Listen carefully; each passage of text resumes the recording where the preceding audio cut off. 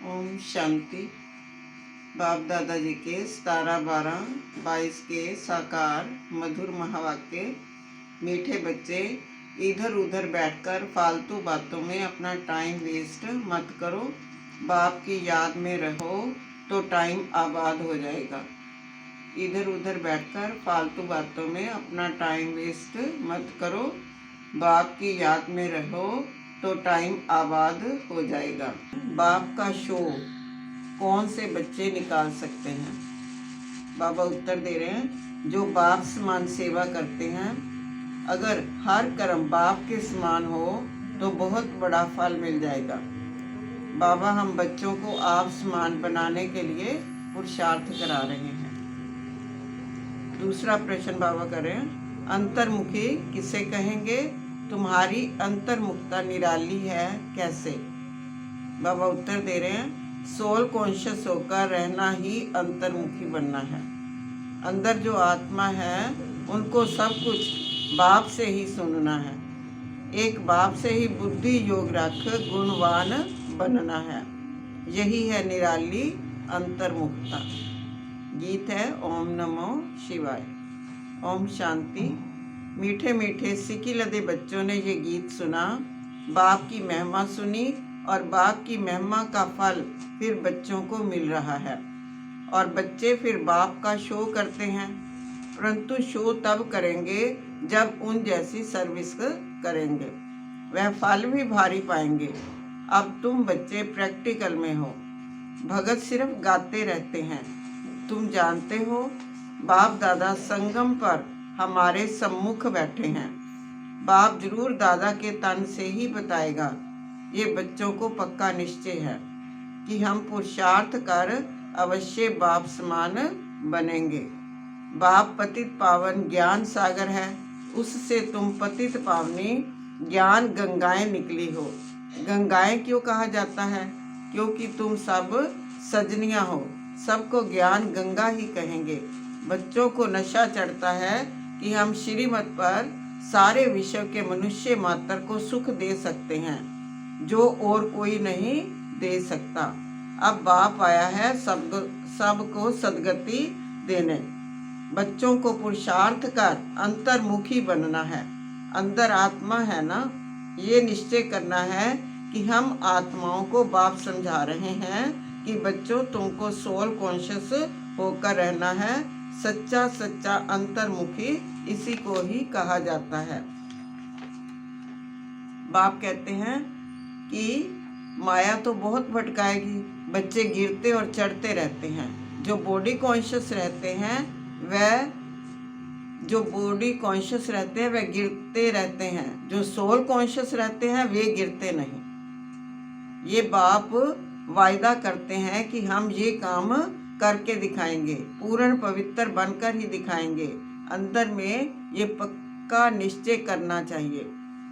बाप कहते हैं कि बच्चों को सोल कॉन्शियस बनना है, पतित पावन बाप को याद करना है। बुलाते भी हैं कि हे पतित पावन आओ, तो आकर क्या करेंगे? जरूर पावन ही बनाएंगे। तो बाप कहते हैं कि बच्चों को क्या करना है कि मुझे याद करते रहें। भंडारे में एक दो को याद कराना भी चाहिए कि बाबा को याद कर भोजन बनाओ। ऐसे करते करते पक्के हो जाएंगे। जिनको अभ्यास नहीं होगा वह तो कभी याद करेंगे नहीं। ब्रह्मा भोजन की भी बहुत महिमा है, तो जरूर कुछ होगा ना। देवताएं भी इच्छा रखते हैं भोजन ब्रह्मा भोजन की, तो याद में रह भोजन बनाने से अपना भी कल्याण होता है तो आने वालों का भी कल्याण होता है। याद में रहने से बुद्धि में आ जाता है कि हम शिव बाबा से वर्षा ले रहे हैं। बाप कहते हैं मीठे बच्चे, सब तरफ से बुद्धि योग हटाओ। सारी दुनिया से, अपनी देह से भी बुद्धि का योग हटाओ। माम एकम याद करो तो तुम्हारा बेड़ा पार हो जाएगा। बाप कहते हैं बच्चे, तुम ऐसे मीठे बनो जो सब समझें तो इनको बनाने वाला कौन है। तुम्हारी बुद्धि में सारे सृष्टि के आदि मध्य अंत की नॉलेज है। इस चक्कर को जानने से ही तुम चक्करवर्ती राजा बन जाएंगे। बोर्ड लगा दो कि रचता है बाप, वही सारी नॉलेज देते हैं। तुम हो ब्राह्मण। बाप कहते हैं कि पुरुषार्थ करके ऊंच पद पाना चाहिए। हम पास होकर ऊंचे नंबर लेवें चाहते तो हैं, परंतु मेहनत नहीं पहुंचती। ये है बेहद की पढ़ाई। बाप तो विश्व की बादशाही देते हैं, वंडर है ना। बहुत प्यार से भी समझाते हैं, बच्चे मुझे याद करो, हड्डी याद करना है। बाप फिर से आया हुआ है, हम जरूर बाप की मात पर चलकर पूरा वर्षा लेवें। धारणा के लिए मुख्य सार, पहला पॉइंट बाबा दे रहे हैं, अंतर्मुखी बन एक बाप से ही सुनना है। एक बाप के साथ बुद्धि योग रख गुणवान बनना है, बाहर मुक्ता में नहीं आना है।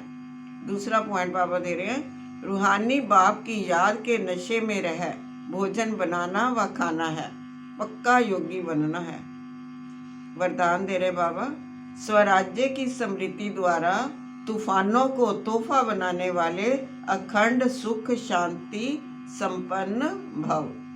स्वराज्य की स्मृति द्वारा तूफानों को भी तोहफा बनाने वाले अखंड सुख शांति संपन्न भव। अखंड सुख शांति में संपन्न जीवन का अनुभव करने के लिए स्वराज्य अधिकारी बनो। स्वराज्य अधिकारी के लिए तूफान अनुभवी बनाने वाले उड़ती कला का तोहफा बन जाते हैं। उन्हें साधन, सैल्वेशन व प्रशंसा के आधार पर सुख की अनुभूति नहीं होती, लेकिन परमात्म प्राप्ति के आधार पर अखंड सुख शांति का अनुभव करते हैं। किसी भी प्रकार की अशांत करने वाली परिस्थितियां उनकी अखंड शांति को खंडित नहीं कर सकती। बाबा स्लोगन दे रहे हैं, सदा भरपूरता का अनुभव करना है तो दुआएं दो, दुआएं लो। सदा भरपूरता का अनुभव करना है तो दुआएं दो, दुआएं लो। ओम शांति।